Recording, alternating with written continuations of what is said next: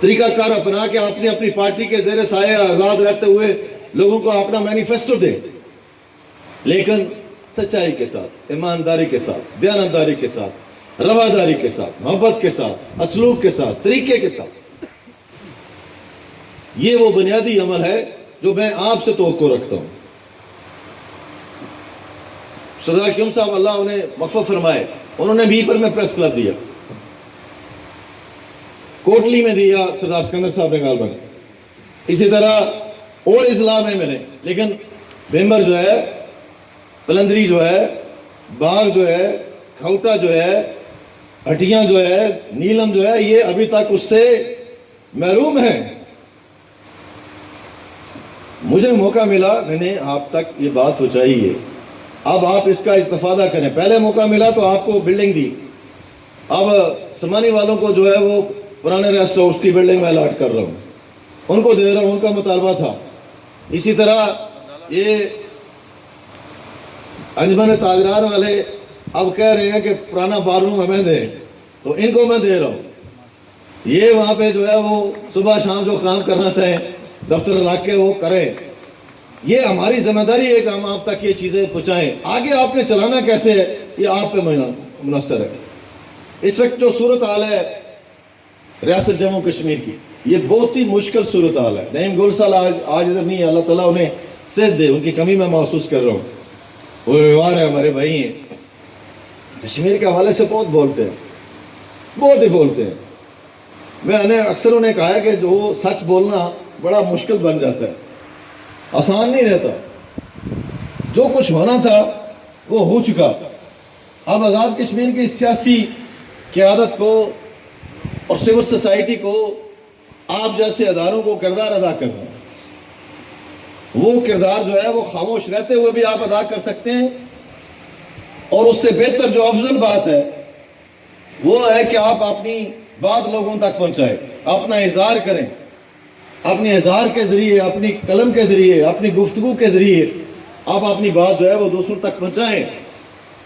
میں یہ بات بالکل کہنا چاہتا ہوں آج کے اس آپ کے مقدس جو آپ کا ایک شعبہ ہے اس کے پلیٹ فارم سے، کہ ریاست جموں کشمیر ایک وحدت ہے، اس وحدت کو تقسیم نہیں ہونا چاہیے، اور جو تقسیم کرے گا وہ ہمارے ساتھ اچھا سلوک نہیں کرے گا۔ اس معاملے میں بہت احتیاط کی ضرورت ہے۔ ہم گلگت بلتستان کے لوگوں کو آئینی حقوق دینے کے حق میں ہے، جو مرضی انہیں آپ آئینی حق دینا چاہیں دیں، لیکن ریاست جموں کشمیر کی جو قراردادیں ہیں اس حوالے سے ان کو مد نظر رکھا جانا چاہیے، اور ہمیں اپنے ہاتھوں سے ذبح نہ کیا جائے۔ مودی نے جو کچھ کیا، مودی آئندہ آنے والے وقت میں بھگتے گا، لیکن یہ جو ہمارے بھائی ہیں ان کو بڑا سوچنا ہے، سمجھنا ہے، تدبر کا مظاہرہ کرنا ہے۔ ہمیں ان کی لیڈرشپ پہ اعتماد ہے، ان کی سوچ اور فکر پہ اعتماد ہے، لیکن یہ جو ہمارے خدشات ہیں انہیں صرف خدشات مت سمجھیں، ان کو جو ہے حل کرنے کے لیے کوشش کریں۔ اور ریاست جموں کشمیر کے عوام کو، جو مقبوضہ کشمیر میں بستے ہیں، جموں میں بستے ہیں، لے اور لداخ میں بستے ہیں، گلگت میں بستے ہیں، آزاد کشمیر میں بستے ہیں، مہاجرین مقیم پاکستان ہے، اور اس کے علاوہ ایکسپیٹریاٹس ہیں، ہمارے تارکین وطن ہیں، یہ سارے کے سارے لوگ جو ہیں وہ اس وقت ایک مشکل صورتحال میں پھنسے ہوئے ہیں، کیونکہ اپنوں کے بارے میں آپ کھل کے بات نہیں کر سکتے۔ میری ادب سے یہ گزارش ہے، بہت سارے لوگ اس پہ سوالات بھی اٹھاتے ہیں، میری آج بھی یہ گزارش ہے پاکستان کے سلامتی کے اداروں سے اور پاکستان کے سیاسی اور دراجاتی ذمہ داروں سے کو اس معاملے میں قوم کو اعتماد ملے۔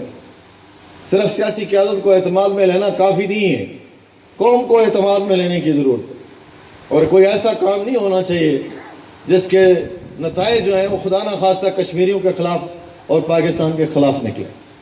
پاکستان ہماری منزل ہے، پاکستان ہمارا عقیدہ ہے، پاکستان کے ساتھ ہماری محبت ہے، پاکستان کے لیے ہمارے آباء و اجداد نے قربانیاں دی ہیں، پاکستان کو ہم نے اپنی منزل قرار دیا ہے۔ اس نقطہ نظر کو سامنے سمجھنا چاہیے۔ ہم پاکستانیوں سے زیادہ اپنے آپ کو پاکستانی جو ہے بائی کنوکشن جو ہے وہ کلیم کرتے ہیں۔